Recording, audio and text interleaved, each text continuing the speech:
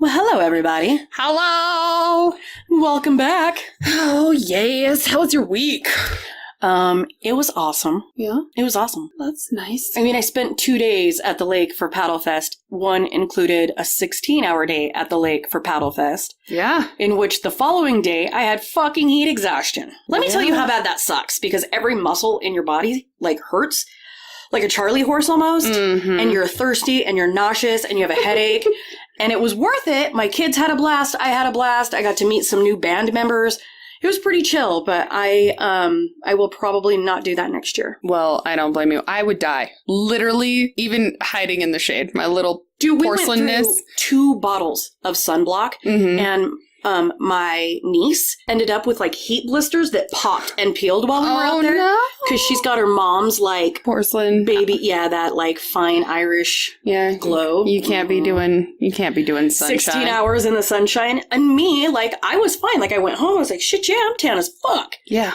And my kids were like, yeah, I'm tan as fuck. Because they've got their mom's, Mexican and Italian. Mm-hmm. And thankfully, they take after her because Spencer's so goddamn white. If he gets any more white, he'll be clear. You could probably tan off of him, We get tan off of the moon. Fuck you. For real. And all he does is burn, blister, peel, and go back to as white as he was in the beginning. Almost whiter. For real. Yep. If you put us naked in a dark room laying next to each other, I'm like a goddamn blend master. You can't see anything. And Spencer... Mm-hmm. Just day glow. Yep. Quinn always says that I glow in the day, and I'm easy to find at night. I'm like the human glowworm. It's kind of true, though. Yeah. We went up in the mountains, so that was fun. Good. Yeah. Well, I'm glad that everybody kind of did something this weekend instead of being homebody pieces of shit and not enjoy the outdoors, because it was really a lovely weekend. It really was. I like summer. I don't like summer, high noon, just because it's so hot and I feel like an ant underneath the oh my hell. I almost said microphone. Microscope. What is that called? Magnifying glass. Thank you. Yeah, we'll get there.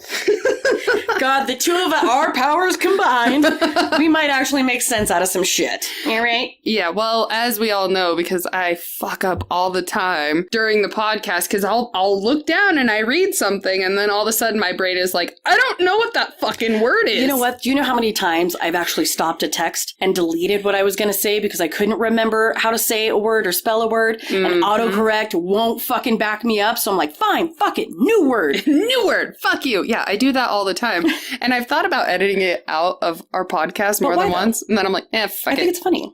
I was like, hopefully that will just be my little sweet charm. God. Or symptom. Yeah, but I do it too. I look at a word and I'm like, I know that word. Pronunciate. What the fuck just happened? What just came out of my mouth?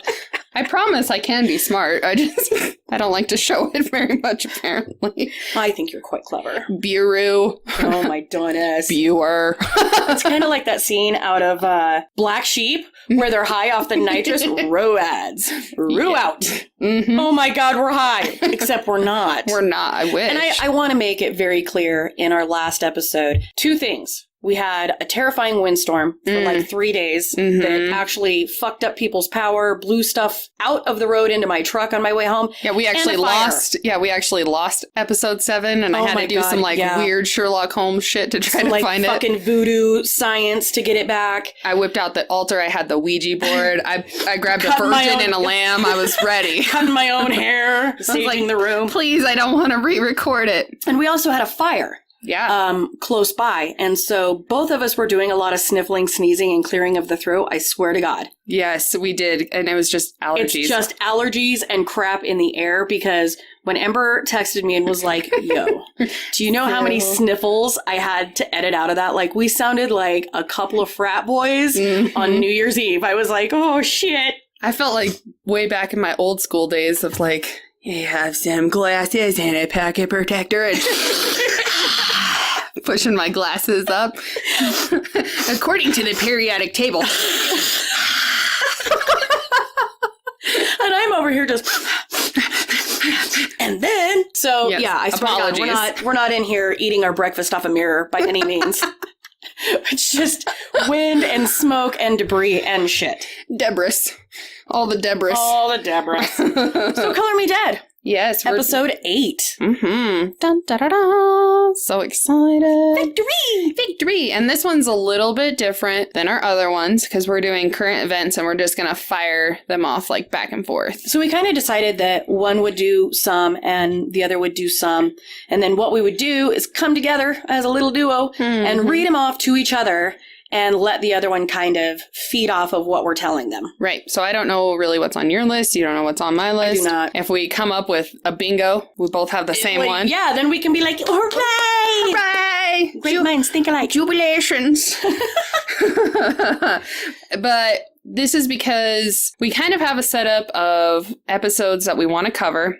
A little lineup, if you will. And after our kind of current event ones is when we're going to hit our first Kardashian. Like our first real heavy hitter. Mm-hmm. And so this is kind of a little break before we get into... This is the calm before the storm. Yeah. Because the next one that comes up, even I, like, it's kind of Ember's... My little like, baby. her little obsession. And I've read into it not quite as much as she has. So I'm excited to get into it because when she gets excited about things... yes. It doesn't take much, apparently. And my excitements are weird. As are mine. Mm-hmm. Like, I found a new head to the scrubber, like the dish scrubber, under the sink today, and was like, oh my god, I have one left! And I clip it on there, and I was like, Christmas! Oh, Thor, mighty god of thunder! Like, I get to do all the dishes now. And then I stopped and thought about how fucking dumb that sounded. I was like, oh, god damn it. Nothing makes me happier than, like, a new vacuum. Oh, shit. God. For real. Best day ever. You should have seen me when I got my Dyson. Mm-hmm. Oh my god, I vacuumed everything like 6 times. All the things. Vacuum the curtains! I don't know how, but we're gonna fucking do it! With all those goddamn attachments, you can vacuum pretty much everything, including your dog. I know, it's very nice. Furry fuckhead would stand still. Mine will. He's a piece of shit. Mine's not. He's mildly autistic. Like, that's what the vet said. They were like, but your dog's weirdness...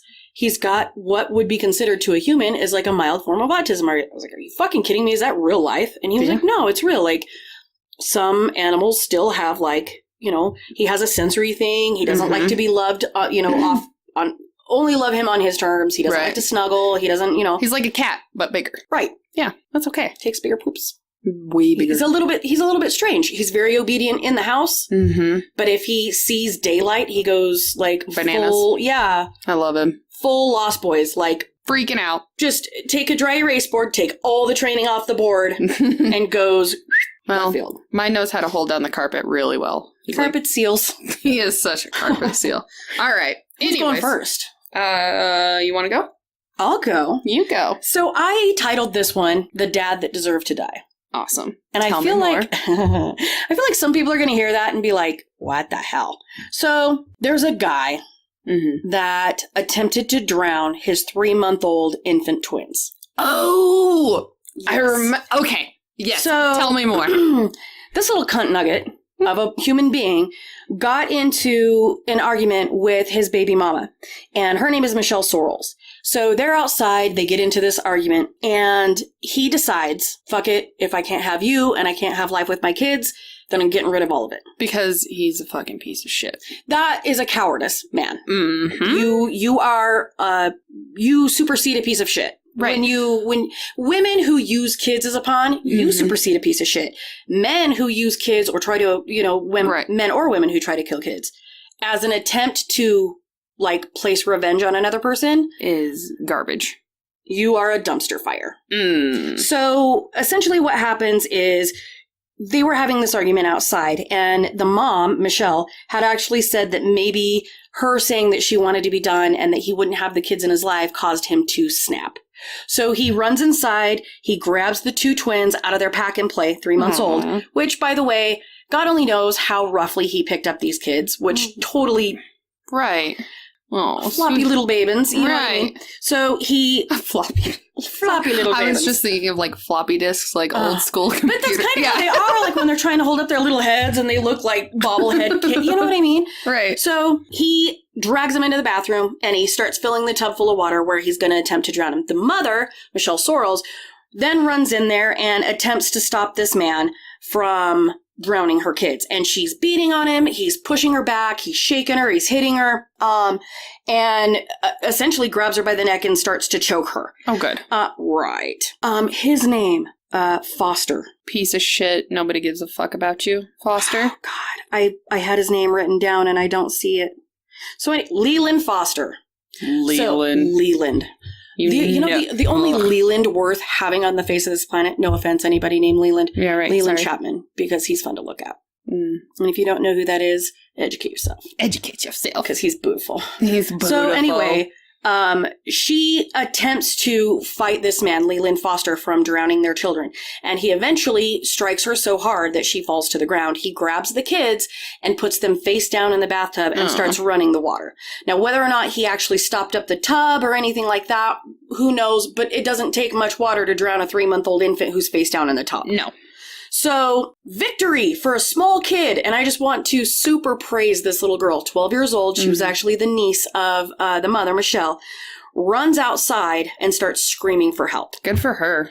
And so, the neighbor, his name is Cash Freeman, which let's go ahead and just say, like, Cash Freeman. You're a badass motherfucker. Thank you for being so fucking cool. Because this guy actually runs in there after this little 12-year-old girl has gone outside. She's screaming for help. She realizes there's a situation that she can't stop. The mother tried. She failed.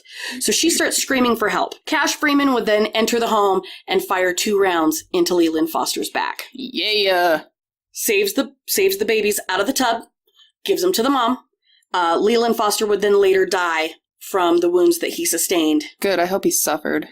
A little piece of me wants that as well. And most of the time, I don't agree with shooting somebody in the back, except for cases like this. Absolutely. Because you have to do what you have to do to stop the situation. Right. And the unfortunate thing was the father, Leland Foster, had actually threatened the mother with a knife multiple times, had been waving it around in her face. So God only knows how heated and how escalated this situation was. I would assume that if they were outdoors, that even at my house, with the few neighbors that I have, you get loud and obnoxious outside. Somebody's coming outside. It's going to be my mother-in-law.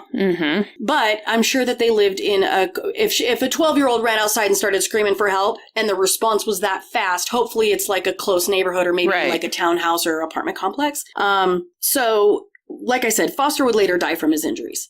The little 12-year-old is being hailed as a princess hero. Oh, yeah. Her name, obviously, as a minor, is being withheld. Of course. And the children were taken to the hospital. Their condition was listed as good. They're going to survive. They don't think that there's going to be any residual damage for the babies. And this all took place on June 2nd of this year. Oh, that makes me sad. Well, I'm glad of how it happened, and he's not going to be facing any charges, do you know? No, to my knowledge, from all the things that I read, they're essentially calling it you're a good Samaritan. Yeah, almost like a citizen's arrest type thing, because essentially essentially because he saved the life of 2 children, additionally the mother, because God knows what he would have been. Leland Foster attempts to kill his own twins. He's got a knife. He's waving it around. He choked. I'm guessing if there was stuff before, too, it probably would have been one of those, I'm going to kill the kids, probably kill you, and then maybe kill himself, and whoever else is in the house, because it could have been that little 12-year-old girl that was so fucking awesome that she sped outside to get some help. But as far as I can tell, in everything that I've read, Cash Freeman will have no charges pressed against him. And realistically, even if charges had been pressed against him, put him in front of any worthwhile, decent human being judge, and they're going to be like, pat, pat, pat on the back. You're free to go. See you later. Or there would be enough people that would be like, no, you can't. Right. He's a good guy. How could you not look at this guy and be like, oh, you did a bad thing. How dare you stop this man from killing it? Dude, I'd be inside, baking him some shit, yo. Yeah. I got your back. What do you want for dinner? Meatloaf sandwiches? I'm fucking on it. Gravy on it? What do you need? Yeah. Anything. You got it. What do you want? Ugh. That's sad. All right. Well, my first one is a couple was found dead in a sugarcane field in Belize. And I'll probably mess up names because that's what I do. I'm real good at that. You know what? Unless it's something simple like Johnson, Mays, Freeman.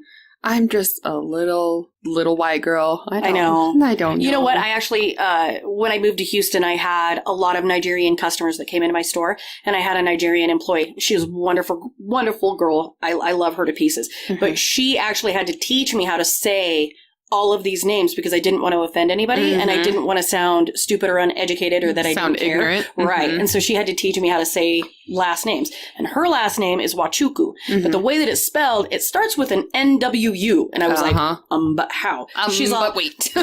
Hey, help. And she's like, okay, it's wild like a baby, chew like a train, coo like a bird. And That's I was awesome. like, you're amazing. Yeah. Wachuku. You're my favorite. Yeah. So she actually helped me pronunciate a lot of different things. Thank God for her, because otherwise people would have like taken my regional manager aside and been like, why did you hire that one? Like her mom and dad are probably closely related.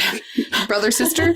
Secret tickle time? Oh, God, what happened? I know. Daddy uncle says I'm real smart. Does she have 6 toes? Oh, we need to investigate. So, beliefs. Anyways, a Canadian woman, Francesca Mattis, she was 52, and her 36-year-old American boyfriend. Oh, interesting. Look at her go. I know. Sassy little minx. Get it. Drew Diversny, I think is how you say his name. Okay. Anyways, they were actually found dead on top of each other. Like he was tossed on top of her. Like after they were killed. I was going to be like, is that how it went down? Getting some naughty time in a sugarcane field? No. Right. Pour some sugar on me. Sorry. Couldn't help myself. Just give it a little dash of murder. It was great. It was great. Perfect. I was like, oh, that song's forever changed now. I know. And now I'm going to have to listen to it all the time. Just because. Anyways, apparently the boyfriend had bought the land out there for him and his girlfriend because she spent winters out there. She was one of those like, fuck Canada in the winter. Right. She was a snowbird. Okay. And what's also sad is that he was also a Marine, a vet, served in Iraq, all that kind of stuff. It's one of those sad cases. You go, you serve for your country, you come back, and then they got murdered. Makes me kind of sad. Anyways, their car was actually found 6 miles away in a different field, and they were found a week after they disappeared in late April of this year. Like disappeared out of Belize or the United States? Out of Belize. All right. And their wrists were bound with duct tape, broken neck bones, and blunt force trauma to the head and neck.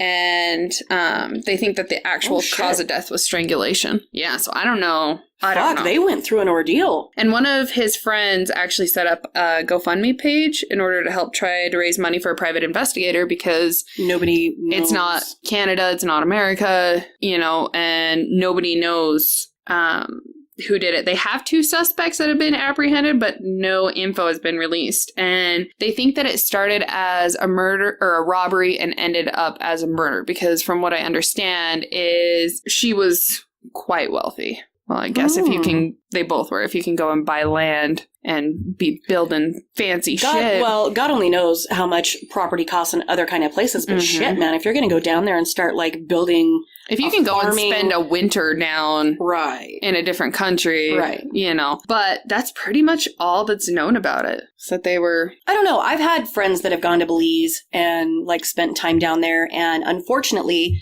The way that it was described to me is that it's paradise surrounded by poverty.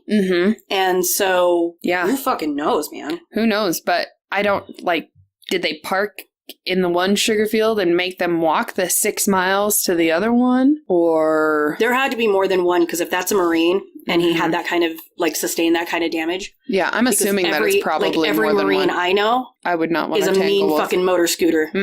And had it just been like a one-on-one thing, there would be fresh bodies buried in that sugarcane field. Right. Just saying. Yeah, I assume that it was probably more than one as well, but... Some kind of mafia gang. But I want to follow this one in case they ever find out... What the fuck? Right? I need to know. Fucking unsolved bullshit. I know, dude. I know, and I feel you. All right. Number 2. So, this one isn't exactly current, and the only reason that I decided to do this is it's current because the fuck sticks I'm getting ready to talk about are being tried as we speak. Oh, okay. So that's what makes this kind of current. So if this is our first current event, so really anything before we started is fine. It's pretty current. It's fine. This one is regarding Baby Doe.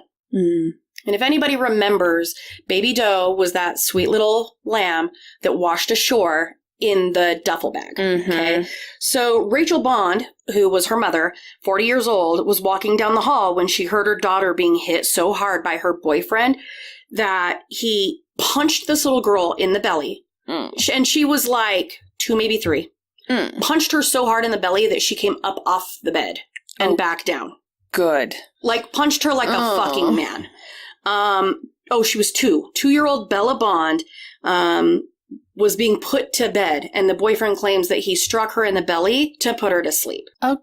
Because knocking the wind out of a child and crushing their internal organs is certainly going to help them sleep.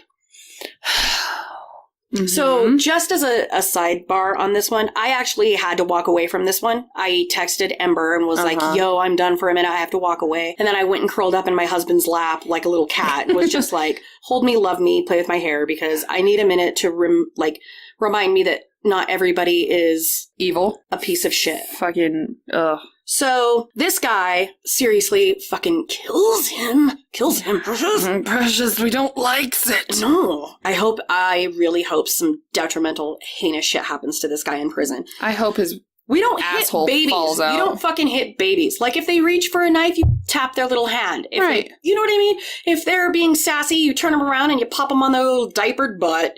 Can somebody in prison please give him a pink sock? Like, literally rip out his like asshole. Like a Colombian necktie. Yeah. And if you don't know what that is, go ahead and Google that, because that's fun with the filter off. Just please fist, grab his insides, and yank him that out. shit out. Please. For real. I will send you my biggest congratulations. Oh my God, free stickers. I'll put money on your commissary. We'll do something. Dude, for reals, all the ho-hos, all the ramen. But seriously, you don't hit little babies. No, dude. I don't do kids. You know what? I popped my niece on the bottom, and it hurts her feelings more than it hurts her. I know, because when I popped her, all the diaper air came out, and she was just like... Took her like 3 minutes to decide whether or not it hurt her feelings. Right. But you don't hit kids like that. No. You just don't. So Rachel would then say that she rushed to her daughter where the child was already turning gray. Which means there's no oxygen in their little tiny body. Fuck. Right? Run to the hospital. So, but then she said she picked up her daughter and she was gray and unresponsive. And at that point, she says that she knew she was dead. So? Whether or not she was dead, I don't know. Because a child can be unresponsive and gray and come out of a pond or whatever and still be rushed to the hospital and be revived. So at this point, apparently the boyfriend grabbed her, smacked her around, threatened her, and then forcefully injected her with heroin and put her out. Oh, good. Right. So, and how accurate this is, who knows? Because this is kind of her side of the story. And prosecutors are actually calling bullshit on a lot of this stuff. Like, she's just trying to alleviate herself from a large portion of Take herself out of the equation of guilt. Yep.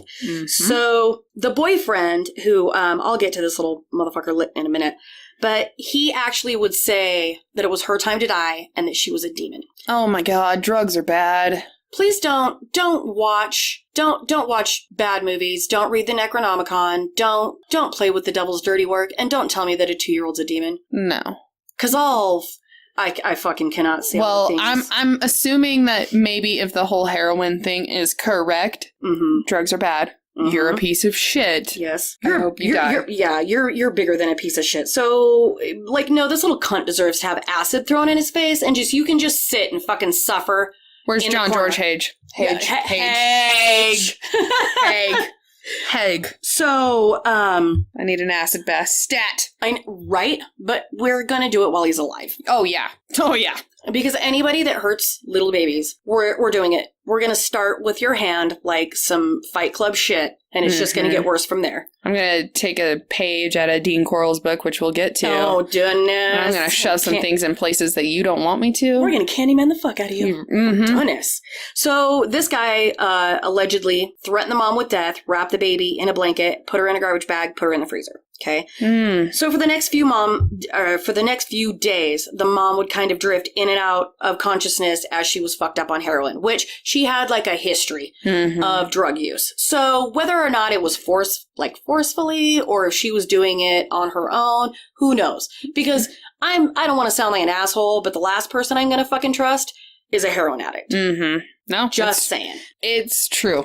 She said that she remembers getting into a car where her daughter's leg was actually hanging out in a duffel bag, and she would then scream, freak out, where the boyfriend, Michael McCarthy, would actually bludgeon her until she was out. Is there any sort of like hospital records of her being hit? She would never, she never went to any kind of hospital. There's nothing. There's no police records. There's no hospital. There's no nothing. So this is basically just her recollection. Side. Right. This is her version of what went down. Which, I mean, could be true, could not be true. It's kind of hard when it's a he said, she said kind of a thing. At the end of the day, the only thing that matters is that a baby was murdered. Exactly. So then they would trek to Boston, and that's where she would wake up. Upon arrival, she saw that McCarthy left the car with the duffel bag and returned without it. So Bella later called Baby Doe for several months because they couldn't identify her. Washed ashore on June 25th of 15 on Deer Island and was discovered by a woman walking her dog, which apparently we need to start walking our fucking dogs more because everybody's finding. Everybody, like West Mesa was found by a lady walking her dog. I know. Baby Doe was found. And like I said, I say that, but then if I got out there and saw like a little duffel bag full of baby bones, I'd be like, oh, fuck. I don't ever want to find kids, but I wouldn't mind finding something. Something. I don't know. If I had my way, it would be like a murderer, like two murderers dueled it out in the middle of the fucking forest. Right? Did some like Tombstone shit where they just like, That's my little murder wet dream, and I stumble upon it while I'm hiking. Just be like, oh my God, miracles do happen. Look what I found. So, police would use a composite to put together what they thought this little girl looked like. Relatives would say that Baby Doe was with her father at the time of her disappearance, but they were told that by her mother. And so they didn't really know because when they looked at the composite, it didn't resemble Bella. So nobody really called the cops. Here's the funny part. Bella never actually met her father, ever. In her 2 short years of life. So when Rachel Bond was like, oh, she disappeared while she was with her dad. But she was never even with her father. Well, and also, okay, if you're going to try to claim that you're innocent and that you have this mean, big butthole boyfriend, which you do, what happened? Did he drug you for the whole fucking 4 months? Probably not. You had times of being awake and you fucking knew and you chose not to say anything. Oh, she kept herself high. I don't care. In my opinion, throw her in too. Oh, Fuck her. I'm going to need a second barrel of acid. Stat. Right? Did I say one? Better make it two. Better make it fucking two. Because we're burning them both.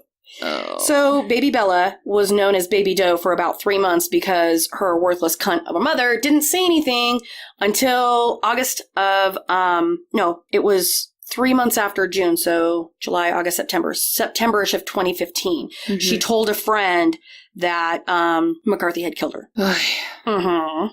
So they believe that her death happened around August 2012, and she wasn't found until June of 2015.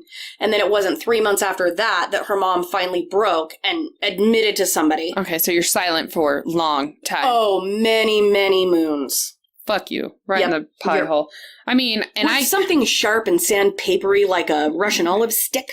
Just a whole cactus up in your pussy. Oh my God. And, some people might listen and they might be like, well, drugs. And I understand that. I get it. I do too. And but there are those moments of clarity and the fact that you can do that. No. Listen. I don't care what excuse. It's still that came out of you. That is your flesh and blood. I'm going to go ahead and admit some shit. I was into some pretty heavy drugs as a youngster. And even when I was doing things that I knew were wrong, I knew they were wrong. I'm not going to be like, oh, but I was on drugs. I made bad decisions and I did some things I'm not proud of. You know what I mean? But I knew what I was doing. So never ever is somebody going to convince me that like, oh, they were high, they were on drugs and they killed somebody. No, fuck that. You knew what you were doing. I don't care what you say.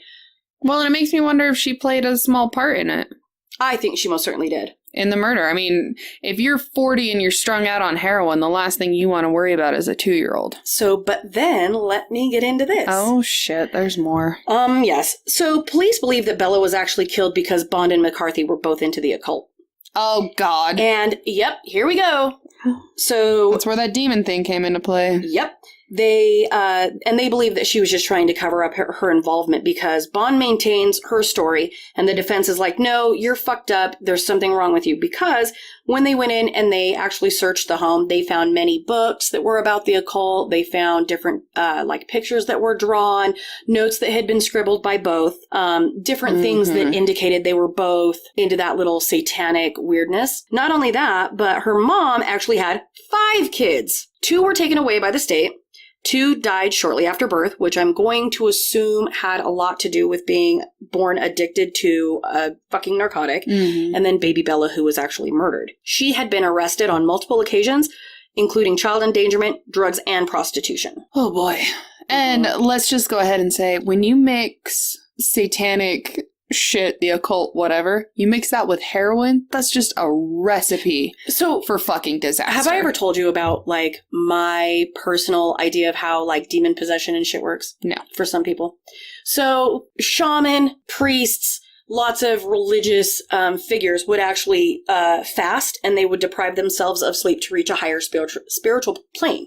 But they were doing it with the intention and a wherewithal of where they wanted to go. Okay, so if a person, and essentially what they wanted to do is they wanted to be taken by a spirit of pure light. Okay, so they were trying to reach a higher spiritual plane for the better goodness of themselves. So if a person who uses like methamphetamines or heroin or something that caused you not to eat, caused you not to sleep, and you let that back door open to something nasty, is it possible? I don't know. It's a thought. Right? I don't know. I don't either. But I'm still not going to let you use that as a reason to murder a 2-year-old child and be like, I don't know, I was high. Yeah. For years. Fuck you in your ear. Right in your ear hole. Where's a big pen? I'm kicking that shit right in. A fucking hi-fi in this one. So, did you... Hold.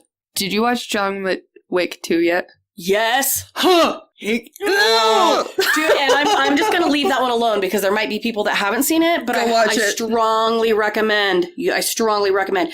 I don't get down on a lot of sequels, but this one made my toes tingle. And there was one that Quinn and I were both like, high five! Yep, I did it too. Because I've actually watched it multiple times because A, I love the shit out of the John Wick story. I do B, too. Keanu Reeves murdered the fuck out of that role. I think he did so good. And 3, it's kind of like a timeless tale of love. Oh, yeah. Whether you want to admit it or not. Yeah. Because everything he did through the entire thing was for his wife. Yes. Just saying. Yeah, So, anyways. Squirrel Hunt. Yes. Back at the ranch. So sorry. So a roommate, his name is Mike Sprinsky. He, excuse me, he lived with McCarthy and Bond in the weeks leading up to Bella's murder. And he left. And he would say that he left because he was disturbed by their obsession with the occult and the satanic shit and how they treated Bella. What bothers me is if you were bothered by the way that they were treating a 2-year-old baby, why did you not alert the authorities? Yes, it goes back to that whole thing. If you see or hear something that hurts your little soul, makes you uncomfortable, fucking say something. It goes for that whole like morally versus like legally thing or whatever. And I'm that person where, you know what? I was at the grocery store the other day. I saw 2 little dogs locked in a car with the windows cracked this far. Bitch, it gets up to 100 and plus degrees, even on a 70-degree day. Don't leave dogs in a fucking hot car. Right. Leave the car running, and if with the AC going, put some Zeppelin on, like leave them. Or if you're going to the fucking store, leave your dog at home. Leave your fucking dog out. I take my dogs everywhere, even in the summertime. I also leave my truck running, and I leave the keys in the ignition. For anybody that wants to steal that, go ahead, man. See if you can. You might get in, but you ain't getting out. You ain't never getting out. Try to get out of that car once you get in there with them dogs. But I always leave the AC going. They've got a bowl of water in the back. They're probably listening to like some Skinner or some Lamb of God, something cool. Don't break my windows. Yeah. They're chilling. If you hear my truck running, trust me, it's colder in there than it is in like Alaska right now. Right. But so I called dispatch because I was like, piece of shit human beings. Listen here. Fortunately, the lady came boot scooting out and got in her car, and I was like, you. But didn't become an issue.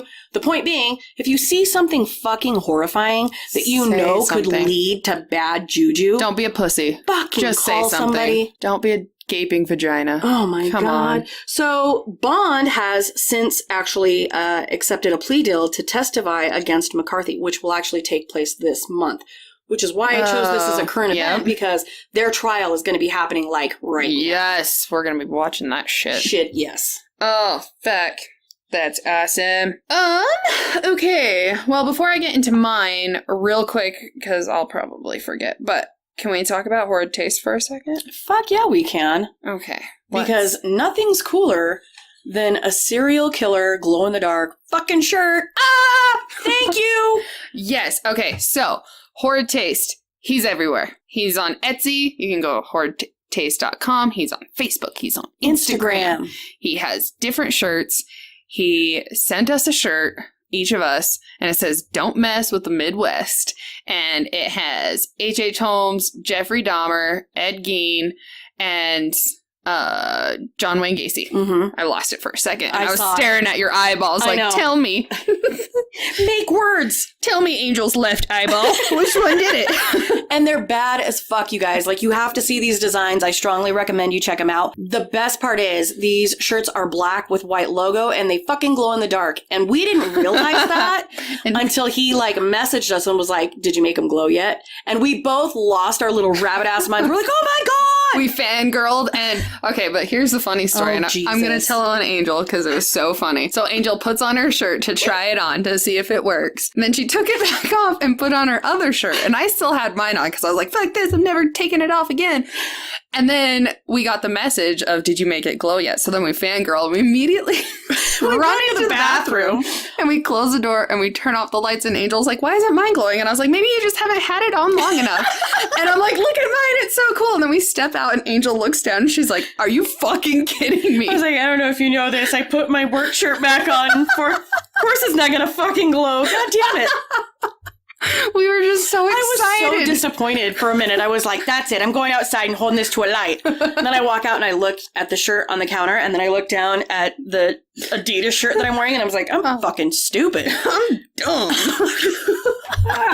But they can't be trusted. It's okay, because later I went upstairs to check on the kids later that night, and I walk upstairs and I'm about to open up my kid's bedroom, and I'm like, there's like brightness like attacking the underside of my eyeballs.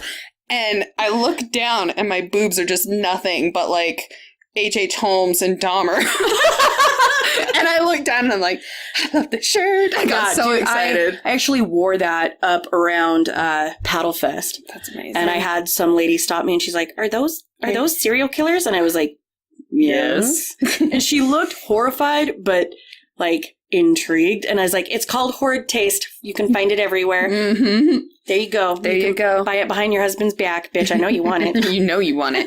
We also got patches. Yes. Oh, we got so much cool shit. And we split it up because there was 4 of them, each of the 4. And so you chose one, I chose one. Yeah. We did it that way. And so now we need to get ourselves some like sweet, like Levi denim jackets. That or like some sweet cutoff jean shorts and put them on the ass pockets. Or like some Jankos. Sir. Oh my God. I don't know if I could tolerate Jankos as a grown adult, dude. I'd probably trip all over those fuckers. It'd be so great though. Who cares? You got serial killers on your ass. Give me a goddamn JanSport backpack. I'll stitch into my backpack and carry that fucker around. But he also sent us the thing, and on the back, oh my God, the envelope, his handprint is on there, and it looks bloody, and it says "Hi" in it, and it has like the star. Yeah. In it, and I was like, oh. And then there was a note. The note, like the Son of Sam one. Well, and what makes me giggle is that the lady at the post office didn't want to send his package. She looked afeared. And he's like, "Bitch, I'm in here like 3 times a week. What are you doing?" Wait, what is your send my shit. But I love how he calls us you guys. Use guys. Use guys. Use guys.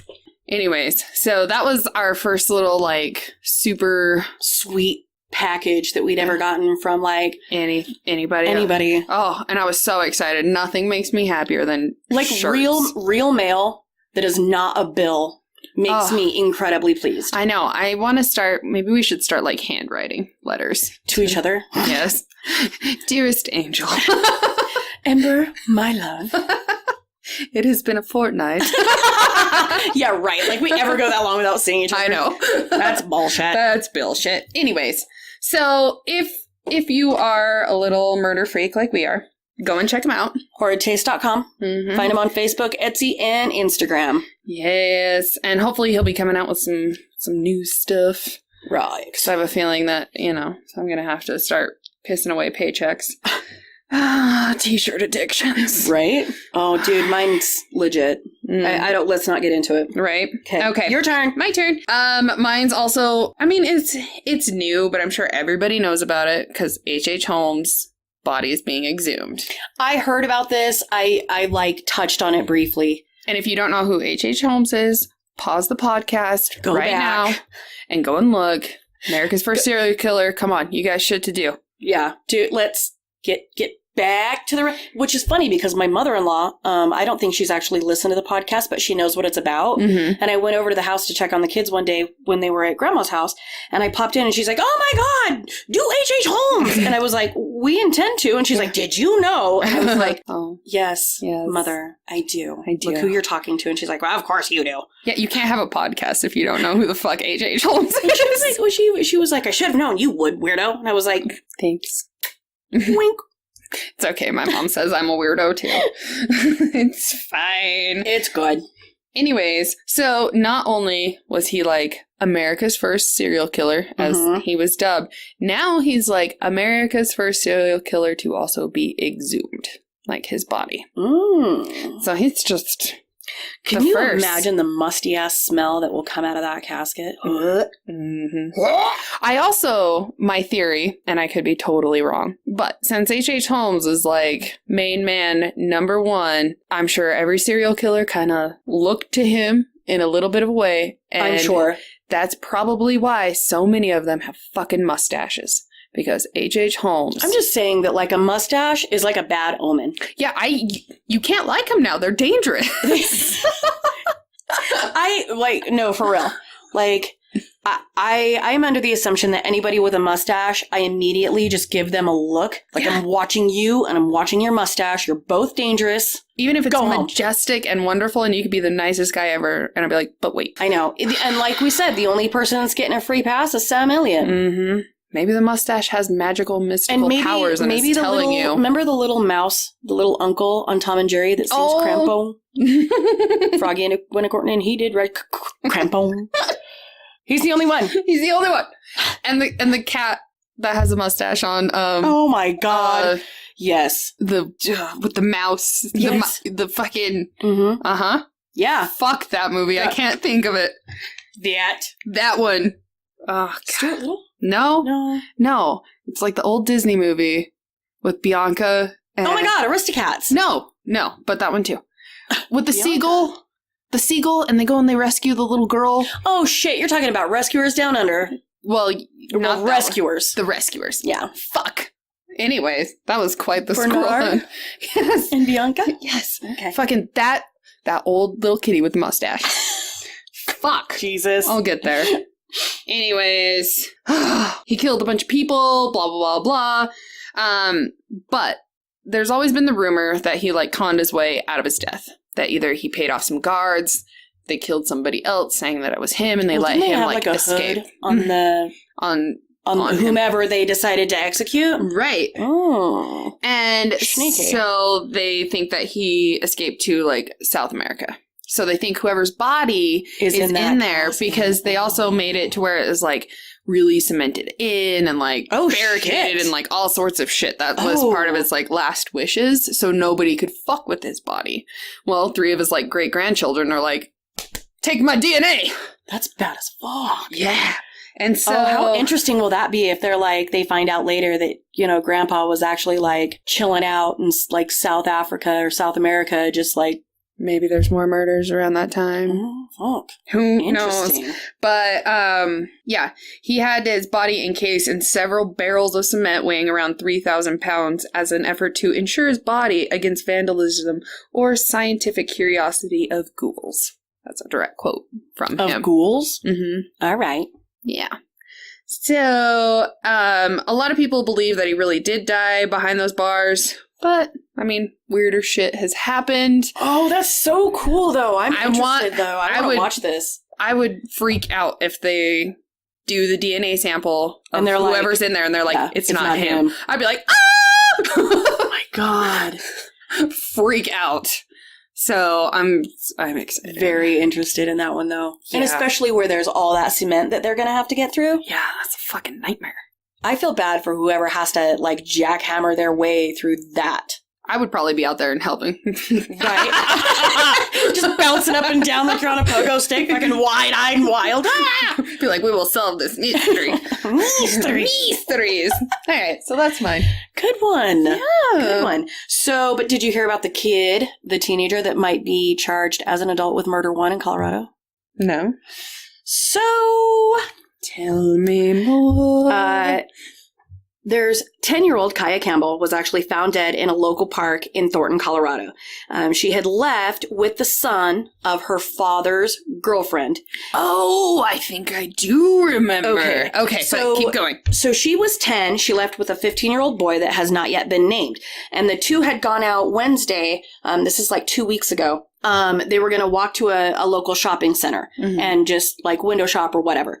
Well, several hours later, the boy returned home and said that they got separated in a rainstorm or a thunderstorm or something, and that he didn't know what happened to her. So the dad reports the daughter. I smell bullshit. Oh, dude, you can't be like, could you imagine? Could you? Sure can't. If you went home to your mom and you were like, hey, I know that I took my little sister into town, but it started raining, shit got real, so I left her uptown and I bailed. Yeah, she's Your mom- 10. She's fine. Yeah. No, sweetie, no. So the dad reports her missing, and neighbors would say that they don't remember that it was raining that day, which the Wednesday that I'm talking about is June 7th of 2017. So the very next day, Campbell's body was later found in a ravine, and the coroner that retrieved the body at the crime scene would say that the cause of death is unknown, but it appears to be something other than accidental. Oh. So I'm very, yeah, dude, I'm curious as to what fuck does that mean? Right? You know what I mean?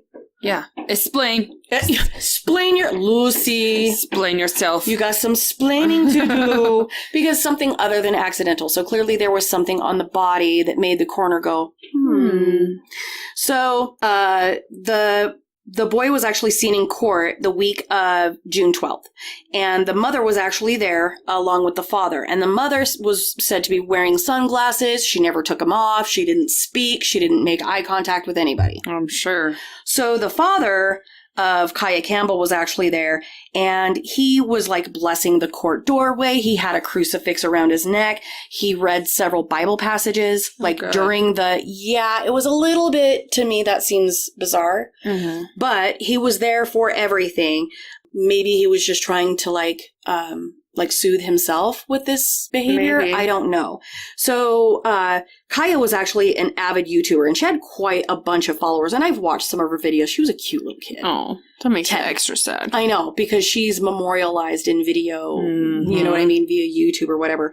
The boy is actually due back in court June 21st for his next hearing, and that's where they're going to determine whether or not they want to keep this juvenile or put him into an adult situation. So do they think for sure that he did it, or maybe he was just there? It didn't Doesn't specify. Really, I mean, it's still so new. Well, and I think the reason why everything is being so hush-hush at this particular juncture is they're still trying to determine a lot of things, but he was the first person that they... Well, yeah, he was with her. Right. And then for him to be like, I don't know, started raining, I split, I left 10-year-old Kaya fucking just chilling by herself. Oh, sad. So I want to watch this one a little bit closely because he's being held without bond in a juvenile detention center. Like, you don't get to go home for no fucking reason whatsoever. Oh. So... Yeah. Because, I mean, if he's innocent, that's really sad. But right. You never know. Oh, shitty. Yeah, well, that was a most excellent one. I'll be curious to see how it goes on, and we should have an easier time, especially following this, because I'm sure it's going to get shared all over, because we're right next to Colorado. So. Right. Well, and this one's really current, because it's coming up on his next court date, like, right now. Right meow. Not later, but meow. Right meow. Right meow. Super Troopers. God bless. I need my second. Oh, for realsies. It needs to happen. Anyways, okay. So, my last ones that we're going to touch on before we hit the ones, because we paused and we found that we have two that are the same. So sorry, we cheated. But my last one it's not super current. It's actually a couple years old, but it's interesting enough. It's kind of a random little tidbit that's worth hearing. Yes. Okay. So the title is The Australian Chef Was Caught Boiling His Wife's Feet, and he killed her because she threatened to expose his secret life. More. Anyways, I had found the article that was just recently Published? Yes, but apparently this happened in 2014. I don't care. I don't care either. It was good. Okay, so Marcus Volke would end up murdering his girlfriend, Jayang. Let me look at it. Yeah, you go ahead and hit that. Ooh, shit. Right? Jayang Prasito? Yeah. Okay. I fucked it up too, but whatever. Go. Yeah. Okay. Anyways, that was his wife. She was also a transgendered sex worker. Mm-hmm. And he killed her on like October 3rd, October 4th, somewhere in there. Kind of a debatable situation. Yeah, like they fought for a few nights. Okay. And then like the second night, shit got silent. And so that's Roger. when everybody's like, yeah, that's probably when it happened. No, obviously. It got really quiet over there. Right. Okay, so backstory. They met in 2013 when Volk, whatever the fuck his name is. Volke. Yeah. Okay. I don't know. Marcus, this piece of shit. He was also working as a sex worker. Okay. To help pay off his debts for school. Oh, okay. And different things like that. Got you. So they met both being sex workers. Like working the streets. Mm-hmm. All right. And excuse me. They married shortly after that, but I guess it was more of like a business transaction because she wanted an Australian visa. He wanted to be out of debt. So she said, I'll keep sex working. I'll help pay off your enormous debt. You go on to be a chef.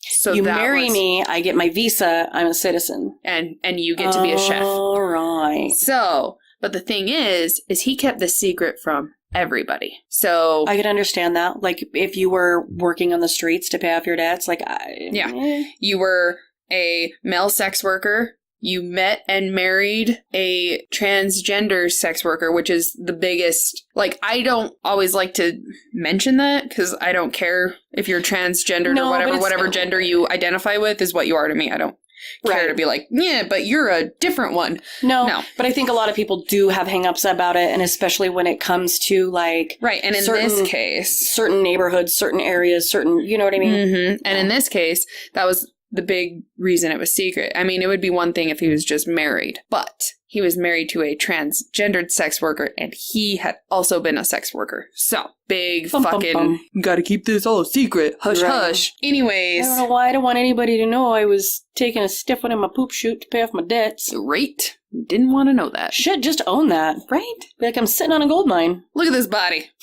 And making some money. I'm just saying. Yeah. It would have been a lot better than what he fucking ends up doing. Because guess what? Everybody's gonna find out anyways. Oh, good luck being a chef, dearie. Right? Mm. So, neighbors would say for a couple of nights there was screaming and, second night it went silent. So that's when they're like, it must have happened, obviously. Pretty soon there's like a smell obviously coming from the apartment. But he would try to tell people, he would be like, God, Jesus. It's just new recipes I'm trying. Don't worry about it. Ignore the smell. People would say that it kind of had like a sweet smell, almost like dog food, which is really fucking weird. Well, and they said the same thing during Catherine Knight's shit when they went in there. They said that it was a sweet, like succulent smell when they realized it was human flesh being cooked. Yeah, and so they ended up hanging some like air freshener shit down the hallways and stuff like that. But they didn't really the guy's an aspiring chef. Yeah. Who would? Exactly. Whatever. So like your new recipe smells like shit. I hope it tastes better. But then as he's boiling stuff, he decides it boils over and it shorts out his stove. So he has to call an electrician. Okay. Do you think the motherfucker would, hide some of the evidence? Did he really leave it all out? All of it. Fucking feet on the stove? Well, there was like a lid on top of the pot, but the electrician shows up. He opens the door. He looks. He sees blood around the kitchen on the floor. Fucking hell. He sees gloves. He sees bleach. Like all the perfect pieces to like puzzle together that some heinous shit went down. So he was immediately like, I forgot some of my tools downstairs. I'll be right back. I don't have all the parts to fix your foot stove, so I'm gonna have to go. Yeah, and so the guy was like, okay.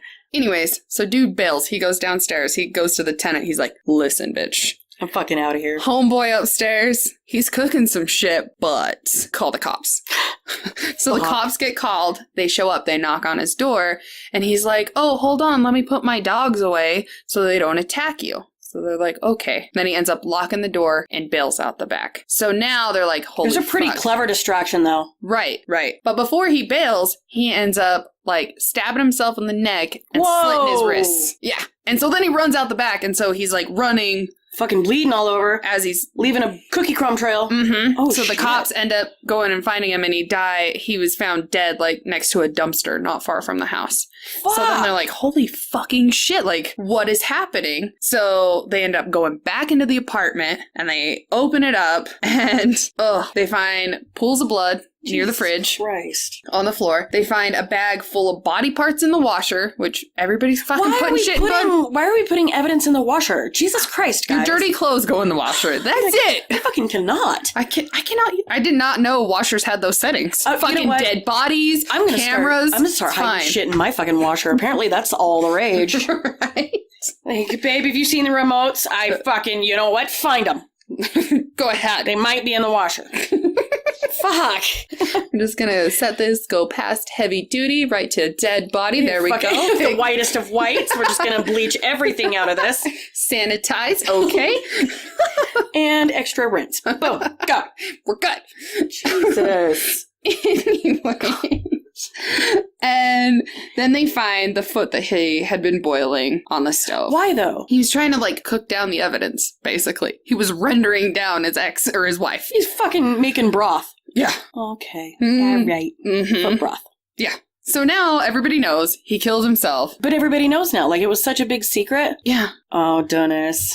Yeah. So that one, I thought it was funny in a way. It's fascinating, though. Yeah. It really is. I don't understand why people would jump to like, I can't let my family find out, so I'm just gonna kill you and I'm gonna cook you into a stew and I'm gonna put the rest of you in the fucking washer. It's great. Good plan. And then the cops are going to show up naturally because I call for an electrician, but I don't bother hiding anything. For the love of God. It makes me wonder. Like, psychotic. Like, he had split. Like, maybe the stress of being ratted out for all of his... Right. Or maybe he just wanted to tell on himself in a way so he could, like... Maybe. Kill himself. I don't know. Either way, that one I was like, fucking Australia, dude, because same... Oh, Cannibal Killer? Yep. And now we've got this guy? I got Marcus. Fuck. Not only do they have the scariest animals on the planet, they have, like, stingrays that can kill you, great white sharks, like, big like... Satan was pissed. Oh my God, no. He was like, fuck Australia, put all the bad things there. I swear to God, I think God got, like, super drunk and, like, made a bunch of crazy shit and was like, oh, this is not gonna work anywhere else. Here, I'll just put it here. Because they've got, like, some of the scariest spiders and snakes and just, like, Tasmanian devils and, like, some of the scariest shit you will ever find, you're gonna find in fucking Australia. I remember when I was little, I always fucking wanted... funnel spiders. Oh, God. Brown snakes. Can we not? God. I remember when I was little, I always wanted to go to Australia. Me too. Always. Fucking koala bears and kangaroos and shit, yeah. and people that say goodnight might. Like, I was all fucking about it. Hot Australian men. And then surfers. Yeah, right. That's kind of what started it. And then I was like, but then there's kangaroos and koala bears. Yeah, right. Yes. And that one cute little, like, the fucking... cute...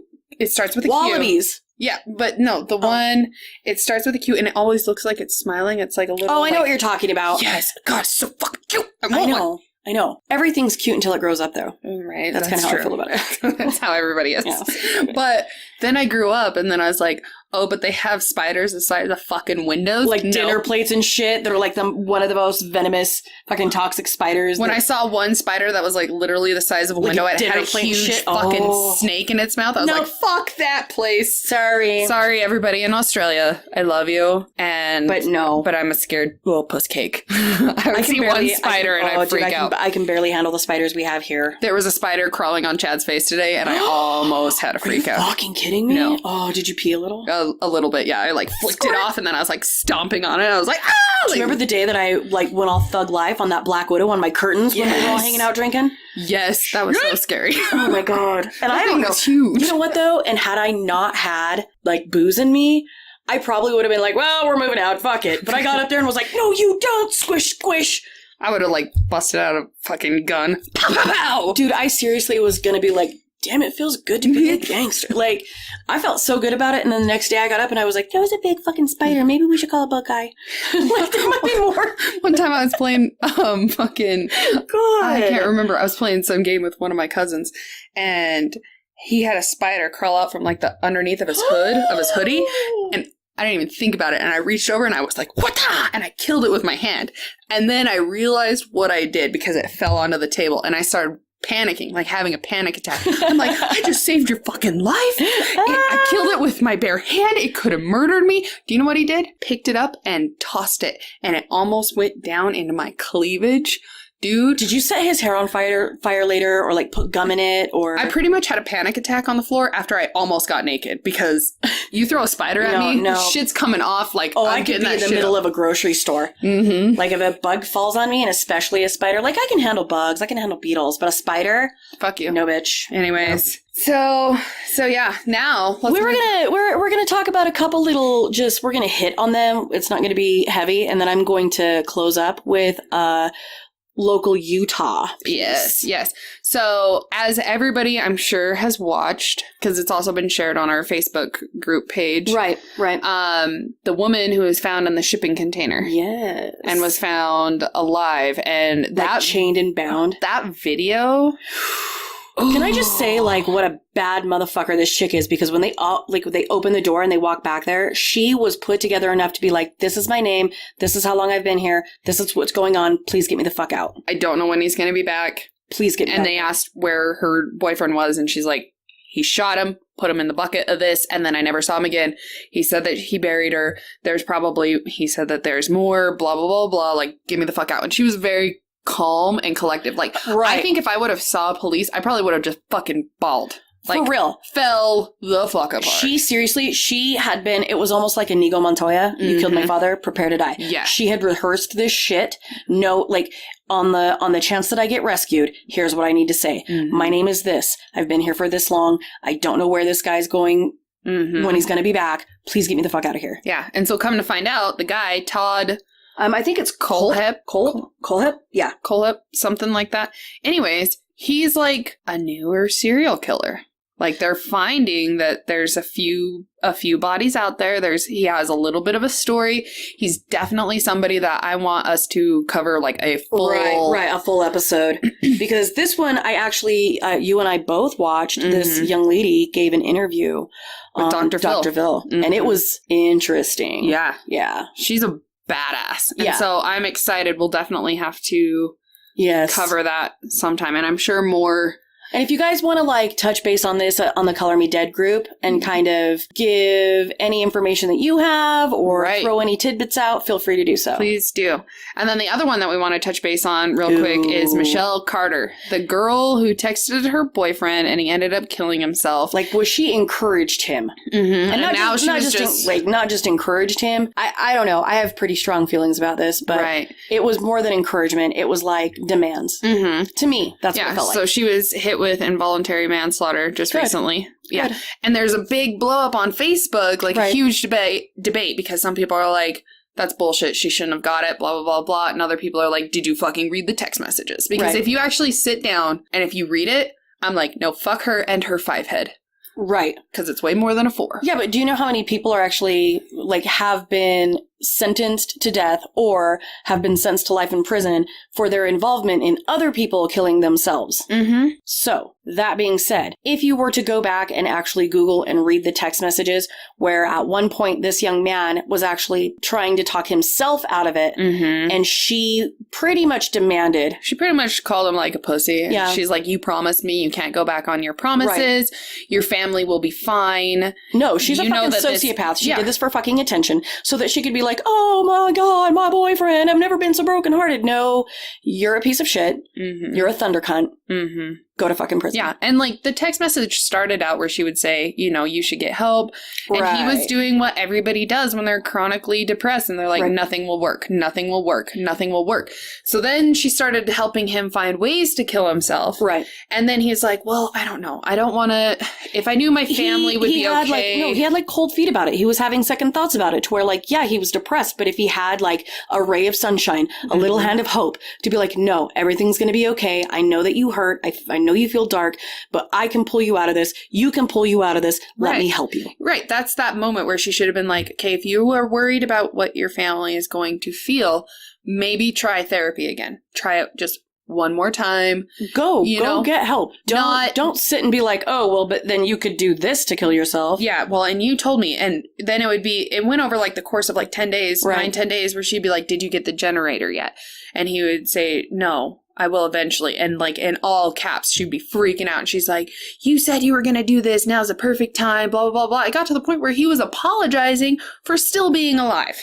So fuck her in her dirty mouth. I don't give a shit. No. I'm not going to fall for that sweet little face. No. And the fact that she got involuntary manslaughter actually bothers me, that her charges weren't more. Like if you go back and you actually read these, a person that is desperate for help, no matter what they say to you, you should always be encouraging. She should have gone to their family and been like, he's texting me these things. He needs more help. Or somebody. Or if you can't handle that, walk the fuck away. But the last thing you need to do is be like, go get back in the truck. Yeah. Because he got out. Yeah. And he said that he got out and she's like, no, go get back in. And she was on when he took his last breath and then the bitch didn't say a fucking word. That's another point. After he was dead, she didn't say anything, and then he was found like the next day, type of thing. Fuck you. Right. And we all know the double standard, because if it was a guy that did this to a girl who's chronically depressed, fucking 13 Reasons Why. There you go. Fucking Netflix show about it. Come on, guys. And yes, at the end of the day, he did make a decision. However, you take somebody that is mentally ill and you exploit that to get attention for yourself. That's like some Munchausen by proxy. You're a piece of shit. And I'm glad. And I hope she never has fucking kids. I'm terrified. Oh my God. It's going to be that thing where she's like pouring ammonia in their fucking soup and like spoon feeding him. Fucking The Sixth Sense. For Pine Sol. Yep. No, you can't.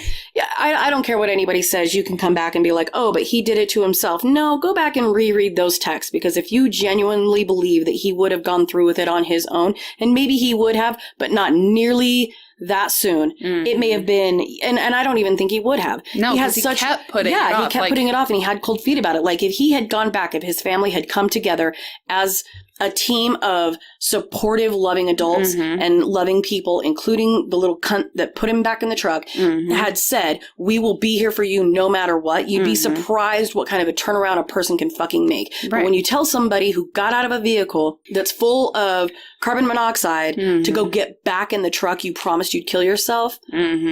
You promised me you can't go back on a promise? Go straight to hell. Why would you want your boyfriend to die anyways? Because you're a sociopathic piece of shit and you want people to feel bad for you at the expense of somebody that you encourage to kill themselves. Right. And I get that being around somebody that is chronically depressed and things like that, it's exhausting. It's hard. Yeah. That's why I'm saying if nothing more, she should have been like, I can't be with you anymore. I can't do this for me. Right. This is, you know what? At least reach out to his family and be like, this is where he's at. I have to walk away. I don't have the mental fortitude and the strength to carry on. I have to walk away from my own well-being. Shit, man, I get that. Fuck. Right. Then put your fucking shit kickers on and kick some shit. Right. And if it would have been a case of like him being like the manipulative type, because some people are manipulative. I know one personally where they threaten to commit suicide all the time and they'll actually start to go through with it, but then they end up calling for help last minute, blah, blah, blah, blah, because they do it as a manipulation tactic.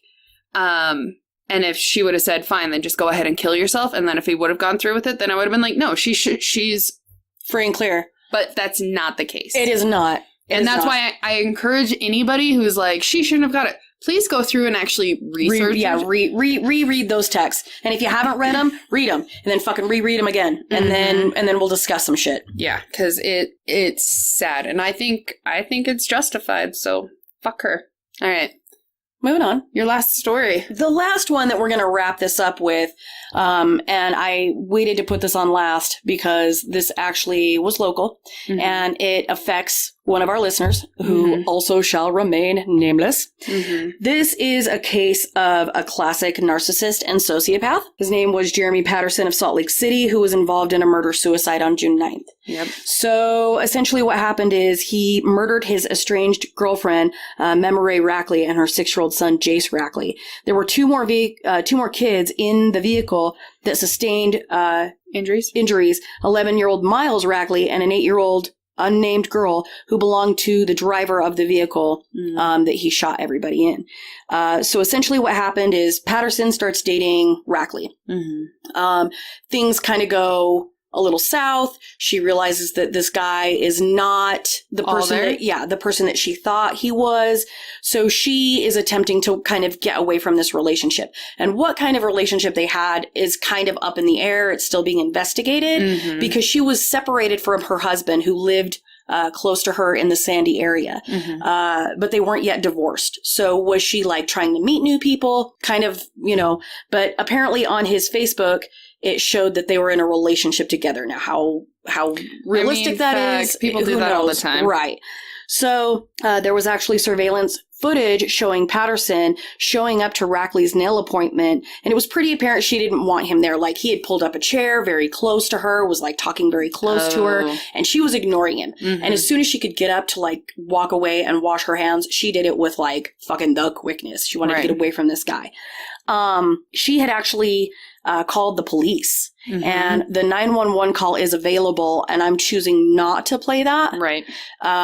But she did talk about being harassed and being followed by this person, and she didn't know what to do. Yeah, and he was like stalking all of her social media places and her, and she was fearful. Basically, and for her and her kids. She did, and she actually mentioned that in her call to the police, that she felt like he was a threat to not only her, but to her children. And it got to a point where Rackley actually didn't go anywhere without somebody accompanying her because she felt that threatened by Patterson.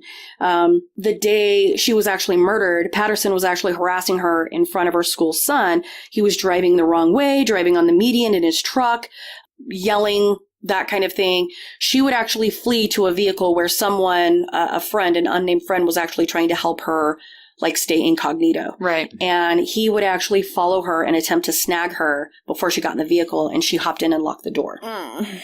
So witnesses would say that Patterson actually pursued Rackley in his truck, and they saw the altercation, kind of the weird shit go down, and they said that he was agitated, that he was obviously, like, visibly upset. And then he got in his vehicle. Well, Rackley and her people that were in the SUV had gone and turned the corner, and he attempted to follow them.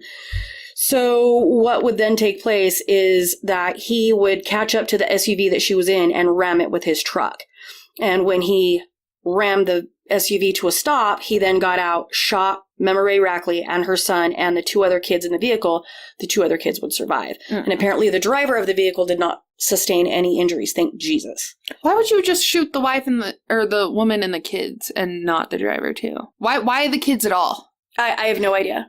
Unless it was just like he shot her and then was like randomly aiming for other people, or I don't know. I have no idea. What a piece of shit. So Patterson would then turn the gun on himself and kill himself. And this was like late afternoon in the middle of the street type shit. Oh, I remember reading about this. And there was a guy who came up on the scene, and the Patterson was just like standing there. And he comes up and he sees people laying down, and he looks and he gets down and he realizes that they're dead and that there's a gunshot, or from gunshot wounds or whatever. Correct. And his kids actually, they go like inside or whatever, because he came out, and then he talks about like at that moment he realizes that the person that's standing is the person that did it. Right. And he was like, I don't know what to do type of thing. So he stood up and they actually like brushed shoulders. Oh God. And then all that just gave me the fucking chills. I don't like that at all. And then gun to head, blows himself out, and then he just falls. And he was like, oh no, fuck. I don't even know what I would do. Yeah, and I don't remember, maybe he was still down on the ground and he had brushed shoulders with that guy before he had, like, got down, because he went up to him and he's like, hey, man, what happened? How can I help? Right. Blah, blah, blah, like, good Samaritan coming in. And then once he gets down there, he realizes and he's like, oh, fuck, this guy must know that I know that he did this. Right. What's going to happen? To me. And then I think he was still down and he heard the gunshot and then the guy fell behind him. So, Patterson kills himself in the middle of the street after he guns down Memory Rackley and her 6-year-old son, Jace. So former coworkers of Jace former coworkers of Jeremy would say that he was quiet, nonchalant kid, that he started out as kind of a chubby nobody and he became a bodybuilder, spent a lot of time like building himself up, that kind of thing. However, other sources that I know personally to me say that he was a classic sociopath and narcissist. This person had actually been in a relationship briefly with Patterson and wanted to give us an opportunity to give you warning signs to look for somebody that's a narcissist or a sociopath in the event that you get involved with somebody like this. Right. Or you see a friend getting involved with a person like this. And the one of the reasons that my friend had actually asked me is because while she was in this brief relationship with Patterson, she didn't realize the signs until much, much later. Right. And so this is kind of an opportunity for us to open some eyes and open some doors for people who might not know what they're dealing with.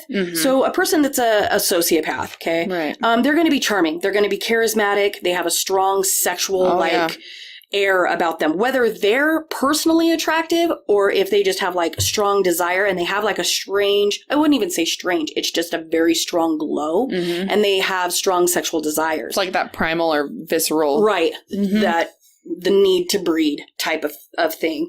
They're very spontaneous and intense and they tend to do like bizarre, erratic things without much planning, much more than regular people would do. And they're unbound by normal like social standards, right? Structures, different things like and that. And so their behaviors often seem like irrational and risky, and more so than just being like, "Hey, you want to go skydiving this weekend?" No, it's like out of control, control shit. They also talk about sociopaths are incapable of feeling shame, guilt, or remorse, and they just lack the brain circuit to acknowledge the fact that when they're in the wrong, they admit that, and they pursue any action that serves their own interest, no matter how it hurts other people. Right. So if you see somebody that has to be right in no matter what situation, and you know they're wrong, and you can see that they know they're wrong, but they won't give in, you're dealing with a sociopath. They invent outrageous lies and stories and experiences, which everybody has like fun and outrageous things. But every time you talk to this person, if they have like that one upper story where like they did something bigger. They've done everything once, you know, they've been bigger, everywhere. Better, and, dude, you're dealing with a sociopath. They also, like I said, they want to dominate and they want to win at all costs. So if you're in an argument and they refuse to let it go, or they vigorously defend lies that you know to be lies. Right. Even to the point of like logical fucking absurdity. Right. You're dealing with a sociopath. The pen is blue. The goddamn pen is blue. That kind of shit. They tend to be highly intelligent. And you're going to be dealing with somebody who has the brain powers to deceive and empower people in very strange ways. So they often talk in very poetic ways. Charles Manson is the best example I can give of this, who, even though I know he's a fucking crazy nutbag, if you ever listen to some of the like interviews and things that he's very articulate and he's very well spoken, and he does like the way that he words things is almost...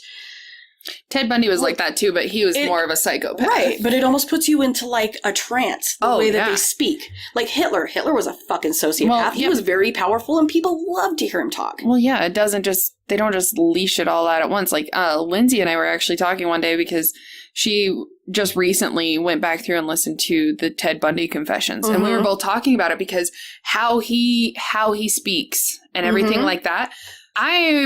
I don't find Ted Bundy attractive, but listening to him, I want to immediately, like, if I can try to erase my mind of who I'm listening to. And just listen. I immediately like, this person's very interesting and I want to know more. I want him to tell me all of his stories. Right. I find this very attractive and I need more of it. And then immediately in my brain's like, hey, that's Ted Bundy. Like, you're going to get fucking moited. Moited. But it's, and this kind of goes back into, I think, where people need to understand that sociopaths are incapable of love. They're entirely self-serving. They might feign love or they might tell you certain things, but you need to watch for the things that really matter. Mm-hmm. You know what I mean? And if you're unaware of like actual signs of love, Google them. I'm not going to put them in a podcast in case like sociopaths are listening. You know what I mean? I don't want to give them any more ammunition than they already have. Right. One of the things that you should definitely look for is a sociopath will never apologize. Not when they're wrong, not when they're treating you like shit, not when they're making you feel less than zero. They don't have that. No. They don't give a shit. No. And people need to understand that they're also delusional and they'll literally believe anything that comes out of their mouth merely because they say it. Mm-hmm. And so, when you meet somebody... hello, Buck Thurman. Mm-hmm. Very charismatic, says all the right things, believes everything that comes out of his mouth. You need to, and is never wrong, wants to fight to the point of I'm going to win regardless. Mm-hmm. Like, take a step back and really think about the person that you're getting involved with, because I think that a lot of people don't realize it until it's too late. Right. Well, and in that case, it was. And it's sad because, I mean, their relationship could have been very short, too. It could have been a couple days, a week, a month. And it could have been something that she was just like, oh, here's this person. Maybe I met him at the gym. Mm-hmm. It's an interesting person to like hang out with. And he took it and ran with it in his head as though like, oh, this is way more serious than it was. Which reminds me, I really want to rewatch the movie Fear. Oh, God. It's been so long. Dude, I love that movie in so many ways because I'm a huge Mark Wahlberg fan, like way back since like Marky Mark and the Funky Bunch and Calvin Klein Panties. Yeah. Yeah. But yeah, that's a good one. And he did a good job on that role. He's in that security camera. Let me in the fucking house. Oh, dude, that's when I was like... I pooped him. I was like, I don't think you're pretty anymore. Right. Ugh. But yeah, that's a good movie. That is a good one. And that's talking about that sociopathic where you separate people from their friends and family. Mm-hmm. You make them feel bad for being afraid, or you make them feel bad for questioning you. And I mean, just really, or if you see somebody that's in a relationship with somebody that you're like, okay, that motherfucker's not right. Mm-hmm. His cogs are fucking not cranking where they should be. Right. But yeah, moving on. Anyways, that's all of our current topics for this little segment. Sunday segment. Welcome to Color Me Dead with Ember and Angel on Monday nights, but we don't release until Wednesday because Ember needs a couple days. Also, I just want to throw out a couple of shout-outs today because we had somebody screen cap something for us on Facebook and show us where two different people screenshotted and sent to us, and they're like, hey, people are listening. So Cheney Wardle Reed, thanks so much for recommending our podcast. Oh, you're amazing. Yeah, because it was in like a mom's chat thing on Facebook, and she shouted us out, and a couple different people, Amber Brandon was like, I'm going to go check it out. And then later, she was like, I just got done listening. I love them. And our friends Jitney and Anne-Marie were the two that told us. They're like, hey, check this out. By the way, thought that you would like to know that. And we both were just like, fangirl. So thank you so much. Yeah, thank you guys so much for listening and for asking, for recommending us to other people. And thanks for mentioning that we are potty mouthed and that we're not for everybody, because I appreciate you throwing out that little disclaimer. Yes, we appreciate that so much. And then also Nick from the Ohio, he did a review on iTunes for thanks. us. Yes. It's only because he's afraid of our husbands. Oh, yeah. I think he's more afraid of you. I would be afraid of me, too. Yeah. And apparently nobody's afraid of me, but they should be. I look all cute and I love that you just gave me the murder face. I'm sorry. Dude, it's me. What about me? But thanks, Nick. I appreciate that. It means a lot. He said something like, obviously some fucked up shit happened to these bitches as like kids, but we get to reap the benefits or some shit. That's pretty legit, though. Yeah, I laughed so hard. I was like, fuck. You know what? It's fucking nail on the head. Yeah. Smack, smack. Yeah. That's a good one. That's pretty, pretty spot on. And we've had a few people email us about some different, of their... different personal, like, murders and things that they know, which I completely forgot to call my one friend today. That's okay. I'll get her tomorrow. Mm-hmm. It's fine. So I'm excited to do those. Little nougats. Yes. Follow us. Review us. Yes, get us on iTunes if you're an iPhone user. Rate, subscribe, review on iTunes. You can also catch us if you're an Android user on like Podbean, Overcast, Google Play. I mean, there's a lot of different places. We're everywhere. We are everywhere. You can follow us on Facebook at Color Me Dead. Mm-hmm. We also have Color Me Dead group. You can get us on Instagram at Color Me Dead Podcast. And on Twitter at Color Me Dead Pod, which we both fucking suck at. Yeah, it's not our favorite platform. I need a Twitter person to fucking like teach me. It's not that I can't use it, I just don't care for it. I don't get it. I'm old, apparently. It's not my favorite thing. The things I love most about Twitter are like mean tweets on Jimmy Kimmel, like literally. Right. Is it Jimmy Kimmel or Jimmy Fallon? Kimmel. Is it Kimmel? Okay. Yeah, because those are like the only things I really like about Twitter is people talking shit to celebrities and then celebrities reading their mean tweets. It's fucking hilarious. Right? So, yeah. So there's that. We still have our thing of reviewing us, and we'll enter you in for the drawing. Mm-hmm. Drawing. We are... Hello, my name is Harold, and I like to do drawings. Drawings. Was that Simon? Hello, my name is Simon, and I like to do drawings. Fuck, I can't even remember what the hell that was from. I could make Quinn come in and tell us. Anyway. He does it all the time. Anyways. Fucking that's that ADHD thing where, like, I didn't take my medicine today. No, but I love it. I love it so much. That's the reason why we're friends. If you didn't have it, I probably wouldn't like you. No. Right? If you weren't all over the fucking checkerboard, we probably wouldn't be friends. No, who else would run around and play touch butt with me? Nobody! People think about things and we don't. We're just like, yeah, that's a great idea. Let's do it now. Say it out loud. Do it. Poker. Right. Do it. Fuck. I'm surprised our husbands don't keep us on those little fucking blue leashes with like the bear backpack where they could just be like, yoink, get the fuck back here. Little kid leashes. Oh, shit. We probably need them. But they probably also know that we would turn around and like gnaw them off. We'd be like, got shit to do. Anyways, we're also getting stickers made. Got scalps to collect and asses to poke. Fuck out of my way. Got shit to do. Scalps. Find out, bitches. Fucking on the warpath. Jesus. All right. Got a handful of scalps, finger full of assholes. It's fine. Bring the war paint. We're going. We going. Anyways. Dennis. Fuck. Okay, so this has been current events. Current random events. Yeah, very random. Color Me Dead. Yes. With Go ahead. Fuck it. Angel. And Amber. And thanks for tuning in, guys. We appreciate it. We sure do.